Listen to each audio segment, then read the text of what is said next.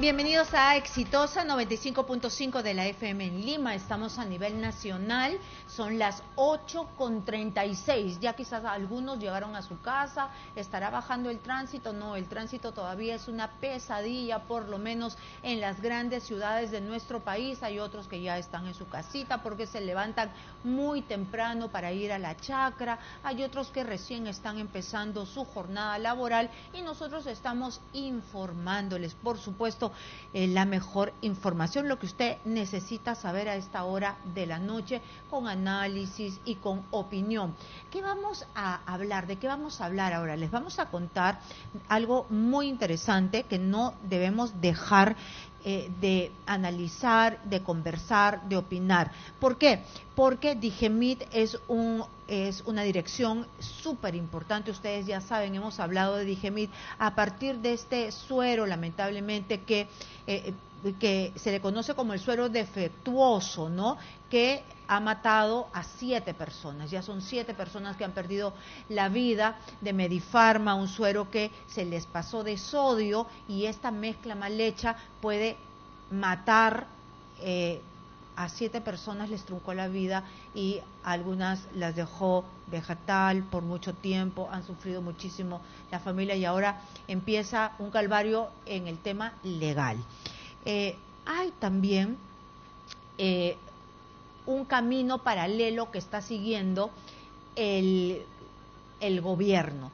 Ya no quieren tener a Digemit, que es la Dirección General de Medicamentos, Insumos y Drogas, que es la encargada de que todos los medicamentos lleguen hasta nuestras manos en perfectas condiciones, sino quieren una reorganización y van a empezar con el cambio de nombre: la Autoridad Nacional de Productos Farmacéuticos, Dispositivos Médicos y Productos Sanitarios. Es algo bien especializado, por eso nosotros estamos aquí acompañados de César Amaro, exdirector de la Digemit e investigador principal de Vidensa Consultores. Bienvenido, señor Amaro, a Exitosa.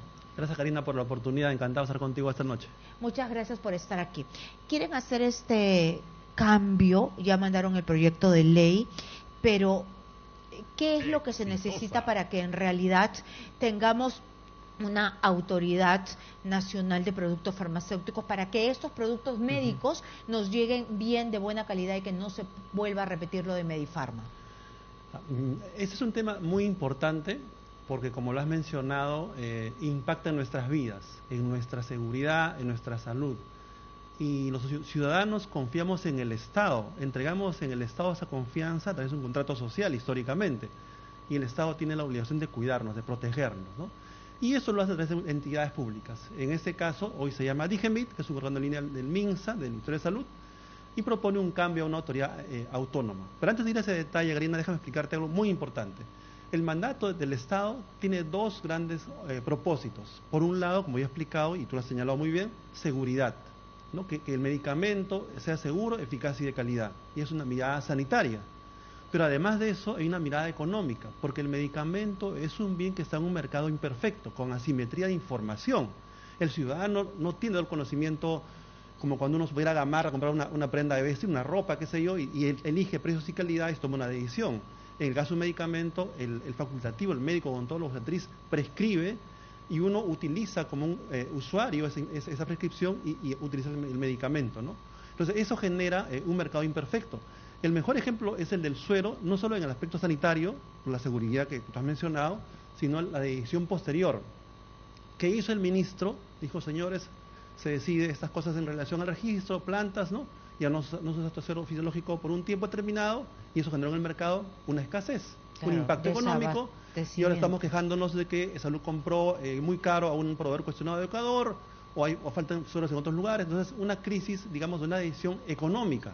Entonces, ese doble eje, calidad, seguridad, eficacia, que es sanitario, y el eje de mercado imperfecto, tiene que ser abordado por el Estado. La pregunta es: ¿esta nueva autoridad va a tomar ambas responsabilidades o se tomará solamente, pondrá foco a una sola? Esa es la primera pregunta, que es el propósito. Pero el Estado está obligado a mirar ambas cosas, si no tendremos este tipo de trastocamientos periódicamente, y eso es lamentable. En este momento Digemit no tomaba la decisión económica. A ver, eso es una pregunta interesante, ¿no? Digemit Pues era como una especie de entidad que tenía varios encargos. Como ya hemos señalado, velar porque la oferta de medicamentos sea segura, eficaz y de calidad, y luego explicamos eso con tranquilidad, y además todo el tema de acceso, ¿no? Suministro. De hecho lidera una estrategia dentro del Ministerio de Salud del manejo de la logística en las farmacias públicas, ¿no? Inclusive tiene farmacia, Farmaminsa, ¿no? Con las regiones y las DIRES de Lima, donde da medicamentos al menudeo. Y eso para mí es un horror, no es un error, es un horror, porque estamos mezclando mandatos. Por un lado, tenemos un gran mandato, una oferta sobre eficacia y calidad, donde el Estado nos protege, pero además le ponemos más cosas encima de suministro, acceso, que deben ser de otro espacio, a mi juicio modesto, de otra entidad, de otro equipo, porque si no uno mezcla roles y genera confusiones. Bueno, pero Digemit tenía un presupuesto para comprar medicamentos. A ver, eso es tú haces preguntas interesantes, ¿no? Históricamente, hace muchos años, se generó lo que se llama el PACFAR y SISMED, y había un presupuesto semilla hace muchos años, y el MINSA a través del CONAMAD en su momento, y luego el inicio en SISMED, Digemit, tenía ese presupuesto, luego fue entregando bajo un modelo económico muy interesante a cada región y a cada hospital, y eso ahora es autónomo. Cada hospital o cada unidad ejecutora tiene ese presupuesto destinado a medicamentos, ¿no? Y eso ha ido mutando en el tiempo. Pero Digemit se ha quedado con la conducción, maneja la data de la logística, la data de los inventarios, del consumo de todo el país, de todo el sistema público peruano. Así debería permanecer en el tiempo esta Autoridad Nacional de Productos Farmacéuticos, Dispositivos Médicos y Productos Sanitarios, ser el controlador de lo que va a llegar hasta la mano del consumidor, del paciente. Ahí viene el matiz y la diferencia, ¿no? Una cosa es que la autoridad nos proteja, como Digemit, ahora como nueva autoridad autónoma, una nueva entidad como lo han señalado, en relación a cómo ingresa al mercado un producto, evalúa eso, lo autoriza, ve la seguridad, ve las buenas prácticas de manufactura, de laboratorio, eso es luego gestionado en el sistema prestacional, hay una vigilancia que es la farmacovigilancia, entonces Digemit debe y necesita ser muy fuerte en todo el país en hacer esa labor muy bien. O sea, autorizar, evaluar, vigilar y farmacovigilar con todo el sistema de salud. Ahí está perfecto. Pero cuando añadimos eso a la parte logística, el abastecimiento, el manejo de los inventarios, los consumos, le ponemos un ruido a ese proceso. Es un elemento adicional.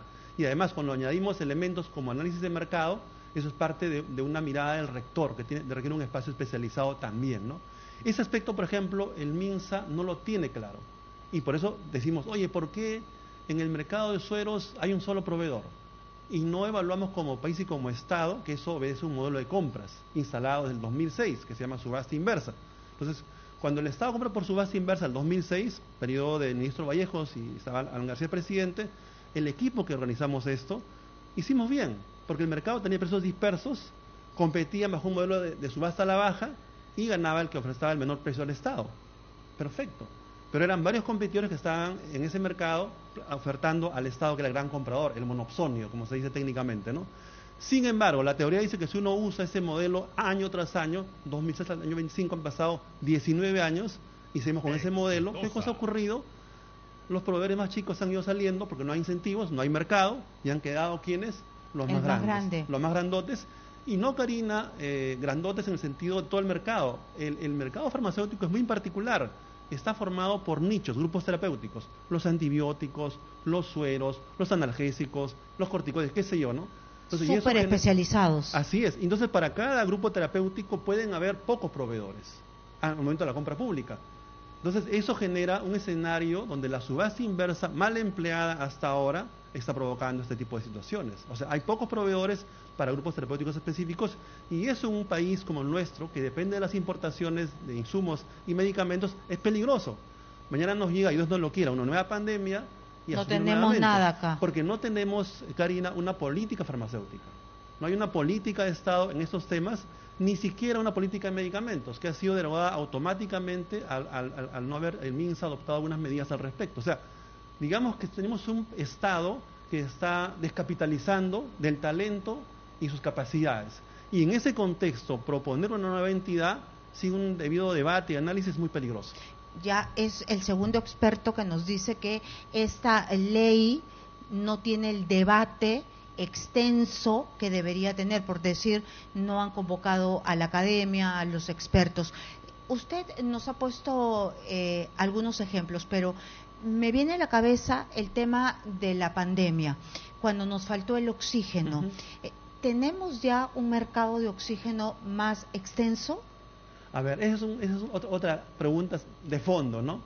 ¿Qué ocurre? En el mercado de oxígenos, la exigencia antigua era una pureza determinada. Y eso provocaba que pocos proveedores, o en el fondo pocos proveedores, ofertasen a un mercado nacional, ¿no? Y evitaba que los hospitales grandes, sobre todo los públicos, no tengan sus propios generadores, por esa exigencia de alto porcentaje. Eso ha ido variando y ahora se usa de manera más cotidiana alto porcentaje y también un porcentaje menor. Eso ha mejorado un tanto la oferta. La pandemia también ha permitido que los hospitales públicos tengan generadores y tecnología apropiada. Eso también es muy bueno. Eso es la buena noticia. Pero la mala noticia es que como Estado, como país, no tenemos cultura del mantenimiento y del cuidado de los activos, de la inversión. Entonces, esa tecnología del año 2021 que ha sido instalada con dinero público, con nuestros impuestos, pues al no ser mantenida, se deteriora, se pierda y se malogra, obviamente. Entonces, es parte de un paisaje, Karina, donde no tenemos gestión pública moderna, trazable. Entonces le digo hace unos minutos, cuando la RENIEC hace un comunicado, dice, vamos a mandar al Congreso una ley para reconocimiento facial, ¿no?, a los ciudadanos que escriban un partido político. Y yo me preguntaba, caramba, qué interesante, ¿no? ¿Desde hace cuántos años tenemos esa tecnología en el mundo? ¿Desde cuántos años, Karina, tú tienes un código QR o código de barras en un medicamento, en un jarabe, en una tableta, en un inyectable? Hace décadas, desde que yo estaba en la universidad, y eso empezaba, ¿no? O sea, pero el Estado es muy elefantiásico y muy lento para adoptar decisiones de esta naturaleza porque rompe su molde. Porque rompe su molde. Estamos acostumbrados, y me incluyo en eso, porque tenemos responsabilidades públicas, en los papeles, en los sellos, cuando estamos en un mundo digital. Entonces tenemos que virar a ese abordaje diferente, hacer las cosas, cuestionando lo que estamos haciendo. Entonces, por tanto, un cambio mecánico de una DIGEMID a una nueva autoridad, por más que sea robusta y autónoma, que está muy bien que sea así, va a provocar como riesgo que sea una entidad burocrática, más cara, y si es orientada por intereses mercantilistas que están instalados en el Estado, lamentablemente, lleno de una burocracia parasitaria, en este caso, alineada a un partido político de turno. Y eso, por lo menos los que tenemos criterio y hemos sufrido en carne propia ese tipo de modelos, la cuestionamos severamente y pedimos un debate serio del tema. ¿El espacio del debate definitivamente es el Congreso de la República? En ese momento sí, porque ya el Ejecutivo envió su proyecto, también hay una iniciativa de un parlamentario en el Congreso, está muy bien, pero ambas iniciativas tienen limitaciones obvias a juicio mío, a juicio nuestro, por lo menos un grupo de personas que hemos estado leyendo esto de manera muy crítica, ¿no? Que son varias cosas que deben mejorarse. Candados, ¿no? Así como es bueno que la autoridad sea autónoma financieramente, perdón, me corrijo ahora en eso, buena en términos administrativos, técnicos, funcionales, está muy bien, no tiene candados que eviten lo que mencionaba. O sea, ¿cómo evito que inunde burocracia no productiva? ¿Cómo evito eso? ¿Cómo evito que el presidente ejecutivo que está designado por concurso, lo cual es muy bueno, transparente, y ojalá que sea un talento, hombre o mujer, buenísimo que esté ahí, 4 años, perfecto, ¿cómo evitamos que ese señor o señora no entre a la placidez de la mediocridad en la gestión, que eso es riesgoso? Lo evaluamos técnicamente cada año. ¿Cómo hacen en Chile? Pero es que eso no está en la ley, en el proyecto de ley. ¿Cómo hacen en Chile en este tipo de casos? Evalúan al gestor cada año. Y si rinden los indicadores, check, muy bien, sigue usted adelante con todo nuestro apoyo técnico-político. Pero si no funciona, discutimos qué ha pasado y hacer necesario el cambio. Pero por algo hay metas, ¿no? Así es, pero esa ausencia de metas, de desempeño, de indicadores, de rendición de cuentas, genera estas cosas. 3, cultura digital, lo que conversamos. En la cultura digital, papeles, se pierden las cosas, todo es poco transparente y genera corrupción. 4, el equipo humano tiene que ser evaluado para su ingreso a la institución en función a necesidades, no en función a un criterio burocrático. O sea, entonces son aspectos básicos como ciudadanos estamos reclamando al Ejecutivo que se inserten en esta iniciativa. Es decir, que no se alinean a la modernidad, sigue siendo un Estado paquidérmico. Como y con nos todo dijo. respeto ahí a mis colegas y amigos abogados, ¿no? O sea, si las leyes las hacen solamente los abogados, pues tendremos este tipo de resultados.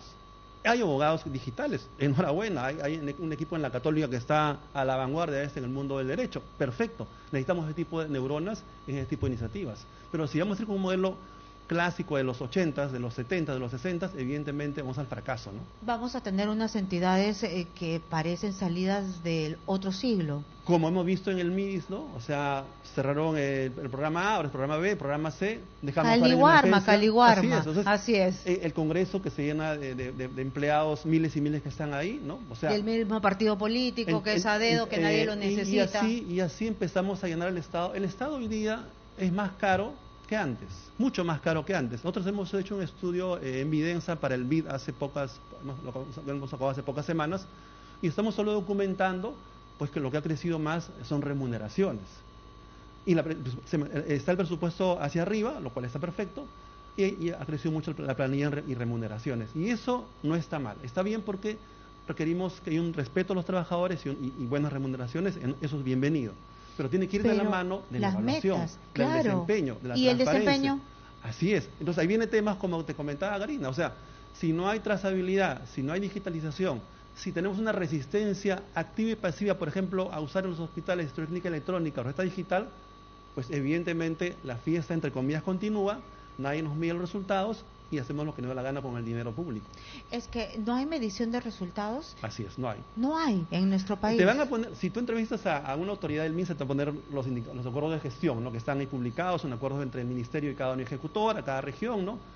Y yo me preguntaba, oye, pucha, increíble, ¿no? O sea, esos acuerdos está bien, ¿no? Pero son muy sencillos de conseguir, ¿no? O sea, no hay una cultura de exigencia de datos. ¿Cómo acuerdos? No entiendo eso de acuerdos, porque un acuerdo da la impresión que yo me pongo de acuerdo contigo para poner un indicador, una meta en común y ya, y punto, y a ver si llegamos. Y eso es el tema pues de fondo, Karina, o sea,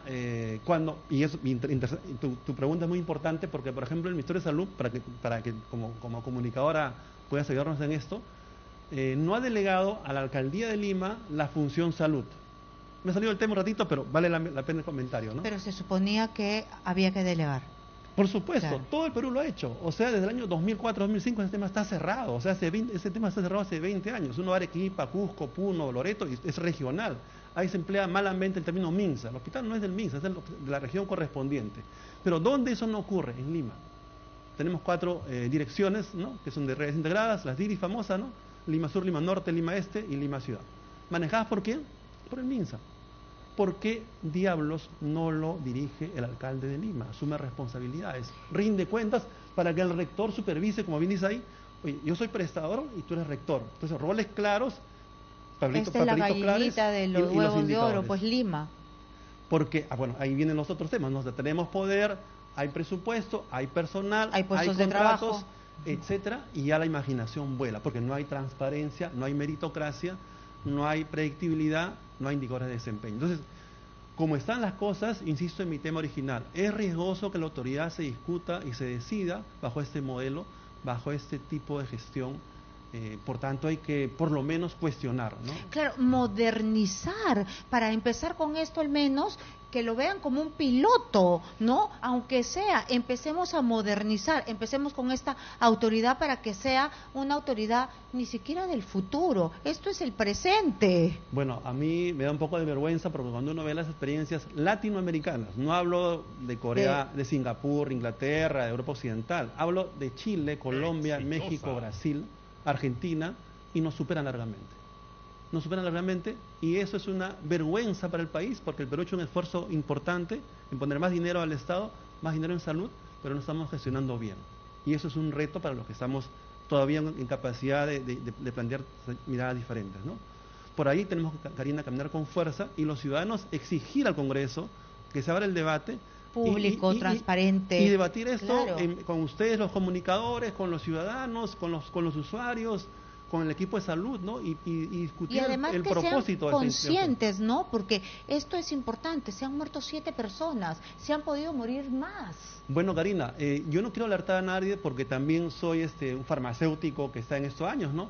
Pero lamentablemente, y tú, como esta investigación, cuando has estado en el terreno, en los hospitales, en las postas médicas, vemos cotidianamente el riesgo que estamos expuestos los peruanos. O sea, no hay acceso, lamentablemente hay maltrato, no hay medicamentos, a veces hay malas prácticas, hay riesgos. Así como uno reconoce el equipo abnegado de salud, que eso es bueno decirlo, pero también hay otros temas que no se han mejorado. Y no accedemos a un tratamiento oportuno y eso es un riesgo de muerte. Que Dios Por no lo supuesto. quiera, pase un infarto en Chorrillos, donde estamos sentados ahora. ¿Dónde hay una respuesta ¿A dónde inmediata a vamos? ese ciudadano para que salvarle la vida? ¿A dónde? No tenemos te mueres. no hay una red organizada. Entonces, ¿por qué el Ministerio de Salud, en lugar de meterse a hacer farmacia MINSA con los alcaldes, hacer cosas operativas, no se dedica a su rol de rectoría, de fiscalización, de supervisión?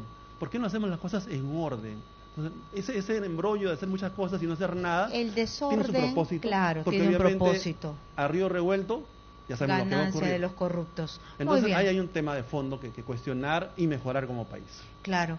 Entonces, cualquier día regrese, por favor, a ver ese estudio que han hecho en Vidensa de cómo ha crecido desordenadamente y exageradamente el Estado, y también cómo no se mide nada, ¿no? Pero así como también hay retos que no hemos resuelto, también hay buenas oportunidades. Hay modelos de gestión en el Estado públicos y también público-privados que deben ser reconocidos con buenas prácticas y acentuarlos y extenderlos. Eso es parte del cambio necesario.